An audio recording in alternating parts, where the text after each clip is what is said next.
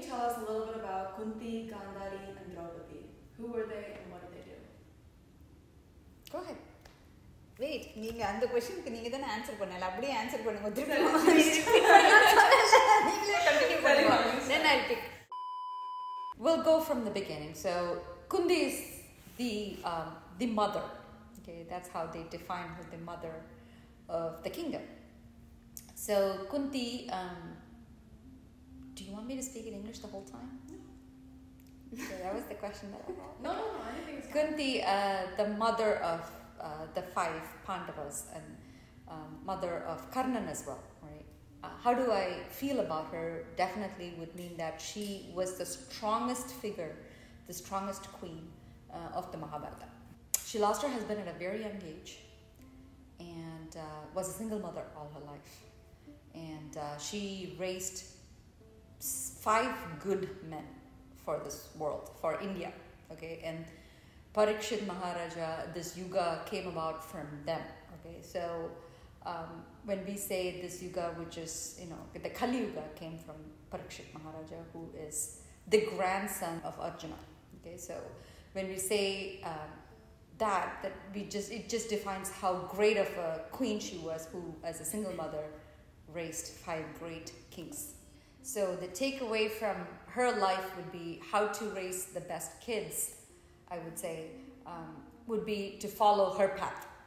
Yeah, what do you think? Yeah, the most significant part of that is she did not have a very easy life to be able to raise kids just that easily. She was going through one of the toughest portions. In every stage of her life she was suffering. But that did not let her deter from her duty or a responsibility of being a good mother to her children. 2 of them was not her own, but she did unconditionally loved all of them and brought up all of them as their own. She was with them all throughout their life when they were going through struggles, and even though she did not enjoy her life herself, she knew how she was supposed to be a role model for her children and bring them up. So I would say she was one of great examples of being a good mother. The other thing that she did was keep the family united, right? So she made sure that the 5 brothers stayed together. They had to share everything, including the wife. Yep. Which is controversial, but that's what she did. Yes, and I think I've read accounts of this, that her strategy behind having Draupadi marry all the children, all their sons together, was to make sure that the children stand united. When there is going to be a fight against Adharma, that there has to be a single force that keeps them united. And after her, I think the wife takes up the duty after a mother to keep the family together, keep the man on track. So I think it was one of her strategy to keep them together. If we can switch over to Draupadi, I think she obviously did that part of keeping them together. And one of the things that we see in the women of Mahabharata is none of them had a very happy, joyous life. Like everybody had struggles and adversities and sometimes unfair stuff happening to them. But all throughout, the common denominator, if you see across all the women of Mahabharata, is how they stood up for themselves and did not let the situations around them bring them down. And they did their duty, in yes. other words. Yeah, the responsibility was their number 1 thing. So you were saying criticisms of Gandhari as well. That's right, because I think that by closing her eye, she refused to see sometimes the evil in her children, okay? And she didn't correct them. And I think that's a faulty behavior. If you see something wrong, you have to correct it.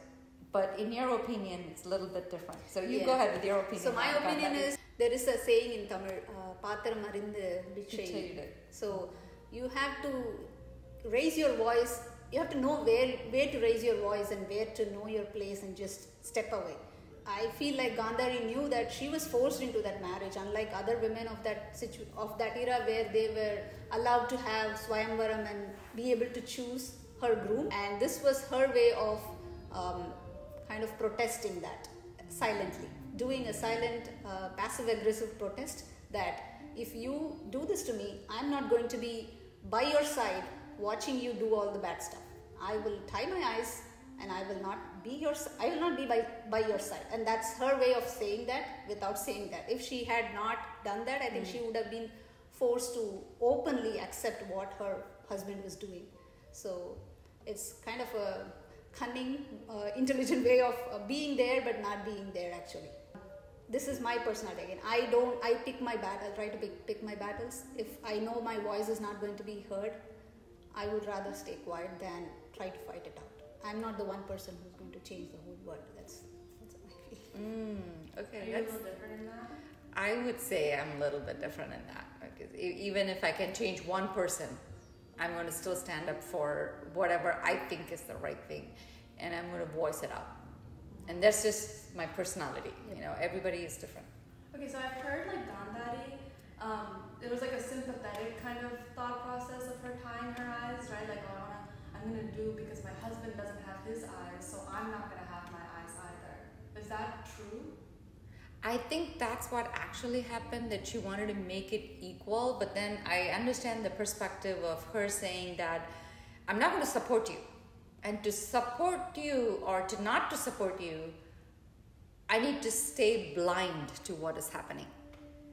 And to stay blind, you know, the best way is just to close your eyes completely and never open it. Okay, so, but during the whole time of tying her eyes, she was praying. So she had so much Shakti, right? And that is what she wanted to pass on to Duryodhana. Had he not tied up his private area and the thigh. So can you explain that situation for people? So, in the war, like I think on the last day of the war, where almost all the Kauravas had been slain, it was just Duryodhana who was alive, and everybody knew that Duryodhana was undefeatable. And I think it was before the war or right before that, he was advised that if Gandhari, because she had kept her eyes closed for so long, her eyes had so much power. So any object or anything she lays her eyesight on, that object will become indestructible. So Duryodhana was advised to go and stand in front of his mom, and Gandhari was asked to remove the closure and then look at him. So obviously he covered his private parts and stood in front of his mom, and Gandhari looked at all of him. So he was almost indestructible. 99% of his body was indestructible. And of course, this was the divine play of Krishna as well. So he knew exactly where to hit. So he advised Arjuna to hit Duryodhana. Bhima. To hit Duryodhana there. So that was the end of Duryodhana. Hearing about all these things, for some people it might feel really irrelevant, right? Like, okay, there was a different yugam. I don't have those same rules on me anymore. Like, I work and I have this responsibility, There's like objection of like, I don't have time to look at the epics because it has no relevance to my life at this point. Would you say that, like, what would you say to that? Because I think the way that I look at it is that there's always lessons to be learned in all of these epics and things like that. Is it as simple as that, or what are you supposed to gather? So this is a very interesting question that you asked me today as I was talking to one of my best friends, Sudha, yesterday. Is history relevant or irrelevant? So as far as Mahabharata, as far as these three women that we talk about, we could say that I learned from that Gandhari that I will never shut my eye from evil. I am going to address it, and I'm going to make sure that, I change the society based on the history. What do you think? I have a small differing opinion here. That's right. So even now, you are kind of influencing your opinion on the kids on how you learned or what you learned from Gandhari. So I would say history is as relevant as you perceive it. So life is a circle. Things keep repeating. History keeps repeating. And that's one reason why we have references for everything, because how we live our life today is something we can learn from things that has happened in the past. And it changes, it depends on everybody's perception. So I'm kind of saying what you're saying in a slightly different way, that history is relevant, that give the history to the kids. let them read it and then understand it the way they are supposed to, without any biases around. Because we have found 15 different versions of Mahabharata since we grew up, and we honestly don't know what is the actual version. I honestly think Chovin Mahabharatam, we just talked about it as well. It is written in Tamil. So he's one of the best, as far as I know, where he has translated the Mahabharata from Sanskrit in Tamil, and he has put it only as what the original author has said, and his perception is at the bottom. What do I think about this? At the bottom. But whatever is translated appropriately. So I think it's important, like some of the other authors that I have read, whether it is in English or in Hindi or Tamil, it is always what is my perception, what's my take on that. Right. So one example I would say, which I actually learned recently, is most of the information on the internet or the books about Mahabharata, about Draupadi, says Draupadi was sort of arrogant, and her arrogance, where she humiliated Duryodhana when he had an accident in that in their palace, Arakmalige, that caused the downfall. But I recently found that in the actual version of Mahabharata, there was nowhere mentioned that Draupadi humiliated Duryodhana. It was a servant maid in the palace that laughed when Duryodhana fell down. But it was Duryodhana's anger that he expressed that to his father, that the princes of Drupad laughed at me, and that became Draupadi's. And I think for the TV masala's sake, I think the Mahabharata that we saw on TV when we grew up actually kind of exaggerated that scene, because obviously Pombala Siricha Poche is a famous Tamil verse as well. So it says like women causes all the disturbances in the life, right? So that's where I wanted to say, get the unadulterated version of history and then pass it on to your kids. And certain things like these, where we are doing a character analysis on people, there's always good and bad in people. There is no one person that's completely good, or there's no one person completely bad. And this is especially true with every character in Mahabharata, where even the hero characters have bad qualities. And even Kunti, she wanted to test her, ability to produce children, and then she let go of one of them, which happened to be Karnan, and then, his life was destructed because, of whatever that she did. That's a fault, on her. But then she collected herself and raised the other kids well. All right. So let's go from the lessons of Kunti, Gandhari, and Draupadi. Sure. Let's talk about just Kunti, and then we'll go from there. I would say Kunti, the Rajamata, raised as a single mother. Okay, that's a key thing for this generation. Having lost her husband at a very young age, she raised 5 obedient kids, where their integrity was their number one thing, and duty was their number one thing. They followed the dharma to the core. Okay, so that was what she did. And when they got married to Draupadi, Draupadi had immense faith in God. Okay, she had a very special relationship with Lord Krishna, where she could just summon him and he would just come. And that happened when she was disrobed, right? Where she called everyone else, all the kings on the land, and had everybody come to her rescue, and no one did. The last one was Govinda. There he came and, made sure that she was kept robed the whole time. What do you have to say about it? So starting with Kunti, like you said, she was honest. She had a lot of integrity and grit in bringing up her children in the face of adversity. But she was also kind and compassionate and loving. She was known to always wish Draupadi the best in her life, even though she did not, as a mother-in-law, go through a lot of happiness in her life. And I'm sure a lot of women, and as women who are going to be mother-in-laws someday, I would like them to keep in mind that the human nature is, okay, if I suffer, then you always kind of think, okay, I suffered, why should I wish happiness to everybody else, right? So Kunti was different. She always wished well for her daughter-in-law, even though she was not going through good times in her life. And Kunti was also very devotional. I think there is a story about Kunti in Mahabharata where she asked Krishna to continue giving her suffering in life, because in the face of sufferings is when she would remember God. Yes. Yeah. Yes.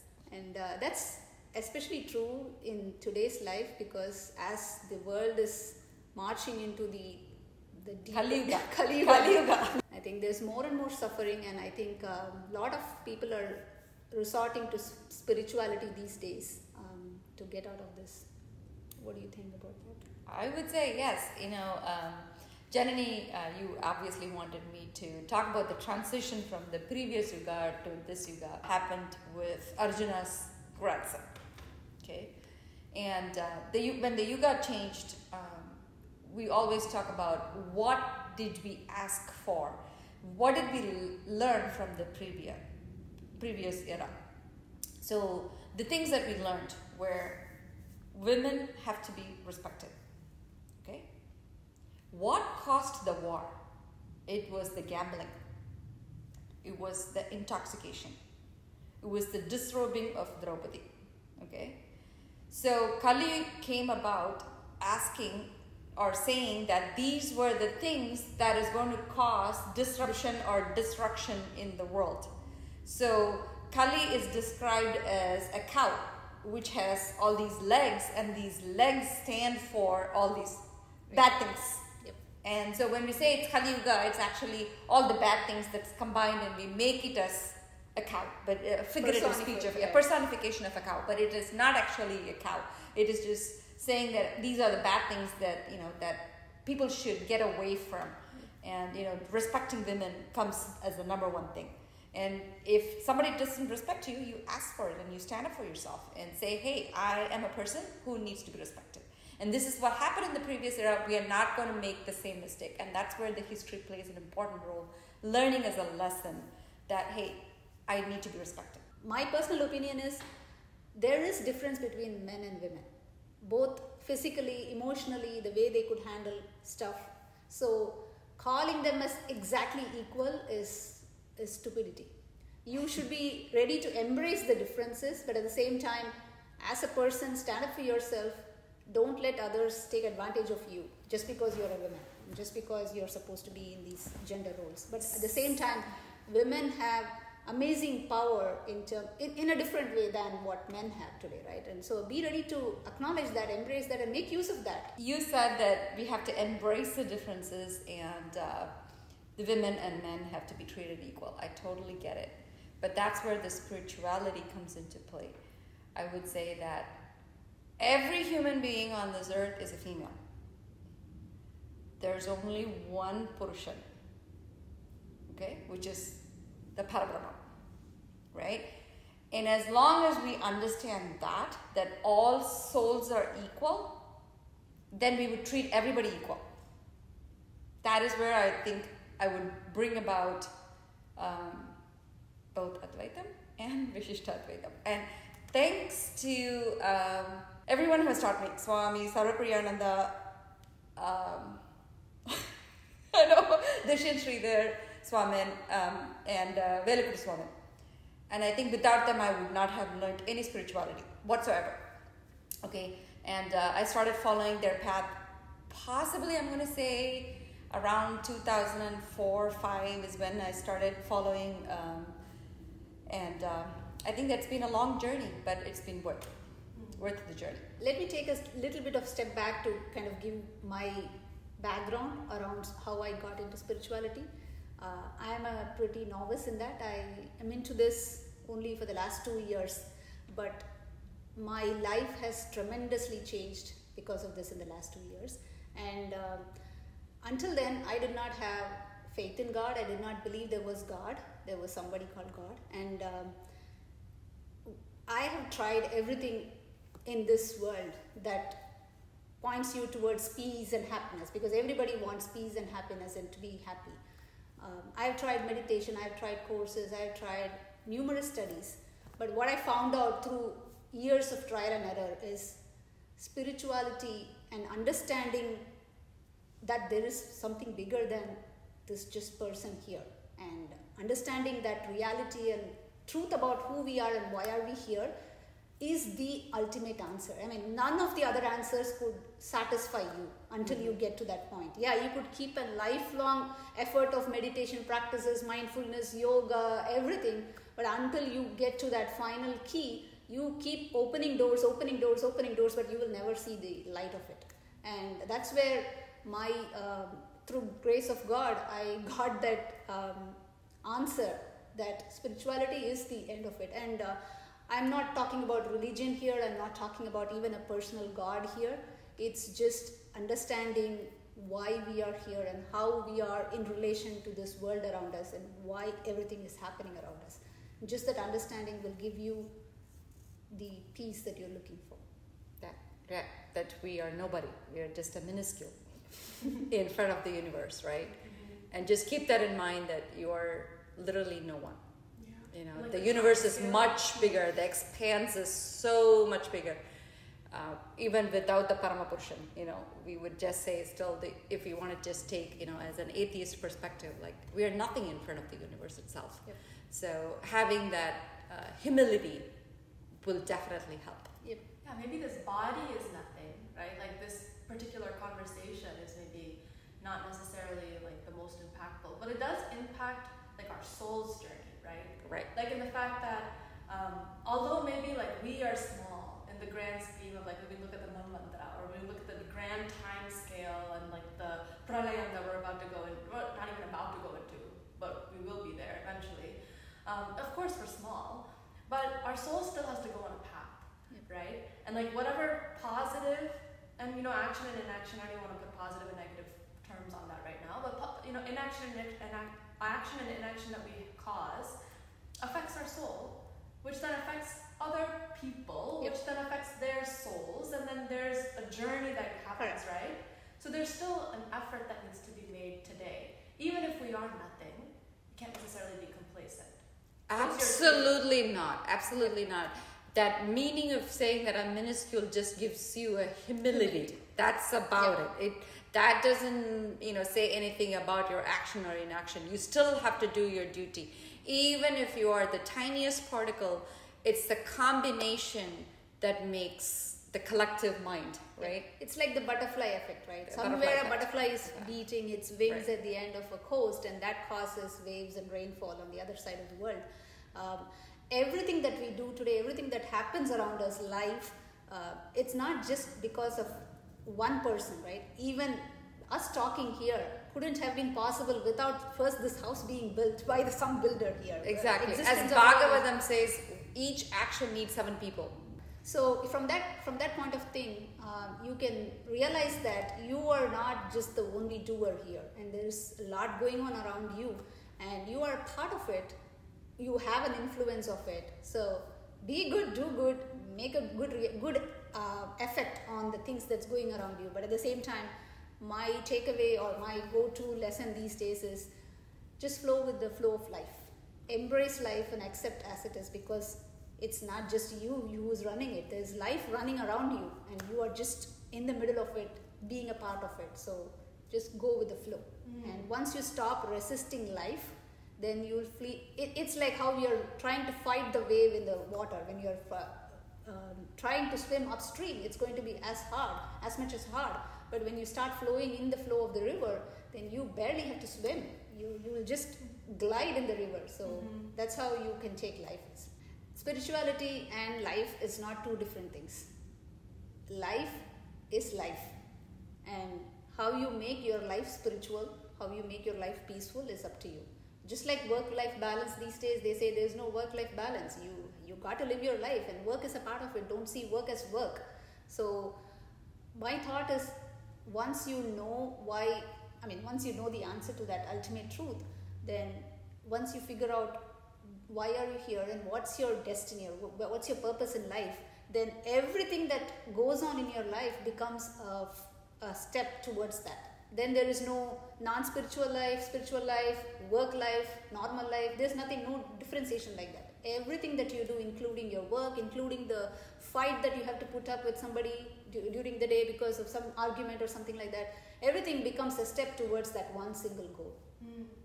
I agree with that. There's no such thing as life and then spiritual life, or religion life versus, I go to church on Sunday morning and then I become an animal on Monday morning. It doesn't work like that, It's a continual process. It's just seeing God in everything. And if we don't have a belief in God, and that's okay, as long as you see everything equal. The lessons that we gathered there and the lessons that we are, like the world that we have today, what do you feel like is the most applicable thing that we can do today in this moment to make ourselves feel more at peace and maybe affect positive change to other people? I would say motherhood is important. Okay, I would say even as a single mother, as we say, Radha Mathu raised wonderful kids. I think the duty comes to raising wonderful children with faith and integrity and love, and spreading the love across the world. I think that's what is the key thing for the next generation, the one that we could offer. Once you start seeing everybody as equal, regardless of color, creed, how they look like, what's their personality, what's their character. Or man versus woman. Yeah, behind all of that, we are all souls. We are all souls with the same type of characteristics, and we are all equal from that angle. Once you start seeing through people like that, you become none other than love. You can just be love and then spread love everywhere, and I think life will be all the more peaceful. On the concept of Kunti, I wanted to point out, we keep saying she brought up such wonderful children, but I have to give credit to the 5 Pandavas who diligently listened to their mother, right? These stage kids. And that was because Kunti was able to gain that trust and be that role model to their children, that their children really trusted their mother and blindly followed her words. So from a motherhood perspective, what I'm learning, especially with a teenage son and almost teenage daughter, is motherhood is not like a one set of definition, and you have a different responsibility when you have a toddler versus you have a different responsibility as a mother when you have a teenager versus when you have a child about to be married. So the responsibility of motherhood is kind of a constantly changing roles and responsibility on the job. Once you think you figure out, then you realize, oh, this is not what they want now from me. I have to change my expectations. I have to change the way I behave to be the mother they want. So it's one of the toughest jobs, but it's also one of the most rewarding jobs. And one more thing I wanted to talk about, how I see being a mother different from any other role is, of course, we take care of our children. Everybody says motherhood means we have to take care of our kids.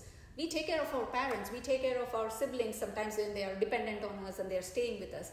The only thing that differentiates being a mother is with your parents, you can be a caretaker, but you cannot be an authoritative role model. To your sibling, you can be kind of a friend, but you cannot be another, like a different authority, right?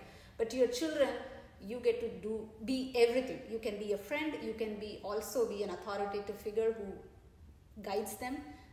And also the one person in the world who I feel like the mother should be is where the kids can come no matter what.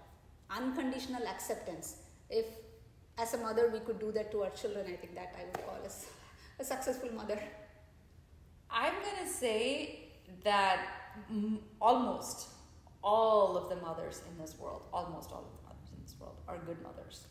As soon as you get pregnant and you give birth to this baby, everyone becomes the best mother. It's the kids who have to understand that the mothers or the parents in general are doing the best thing or work in their best interest. That's the biggest realization for the next generation to have, right? Yes, they may have certain set of rules. Every house has its own rules, which may not be agreeable to the teenage kids. But the basic understanding should be, hey, it's for me that they're doing. It's in my best interest. They're there asking me to follow certain rules. Unruly children will lead to unruly country. What is Dharma? I understand it's different for each family, so let's get into that as well. Let's start with Dharma. Dharma. Sastram enna solradho adhan dharma. So whatever the Shastras say, that is what the Dharma is. Where do I learn the Shastra? And I would say to learn Hinduism, we start out with the 18 Puranas. Okay, that is the lowest level of the scripture. It is the 8 Purana means history, the story. Okay, so the 18 of them, there are abridged versions available in English, archive.org. It's a free resource. You just have to sign up with your email address and password, and then you're good to go. You can download, you can upload, you can do whatever you want with that site. It's a free website. They allow you to even upload your own resources if you have any PDF files that you want to upload and call it yours. But that would be the resource that I suggest to everyone. Even someone in our neighborhood asked us today, where do I get Garuda Purana in Malayalam? And I said, Garuda Purana in Malayalam, I don't know, but go to archive.org. She found one in English. So there you go. So that's the lowest level, I would say, where you actually learn the Shastras as well. So it is not like, okay, I have a book of Shastras. Yes, we do. But then am I going to be able to follow that? Let's learn the Shastras from the Puranas. Yep. So you're talking from the ground level. The ground level. So let me start from the top. So when God created this world, He gave us a handbook. It's like if you're playing a video game, you have an instruction set, or if you're playing a board game, you have a booklet of instructions of how to play the game. So this was all given in our Vedas. Vedas are called the Shrutis because they were brought to us through Shruti is listening, Shrota is through listening. So it was not authored by one person. Veda Vyasa was not the author of the Vedas. It came to us through the rishis, through sound that was given to them. But that's like the big 100-page document of the handbook. But then we cannot go through that, right? So then it comes down to the Smritis. Smritis are the interpretation of the Vedas through stories and relatable characters and situations in history. So that's where the itihasas and the Puranas come. Mm-hmm. Itihasas are itihasa. It happened this way. So it's like a story that has happened. So it was really that happened.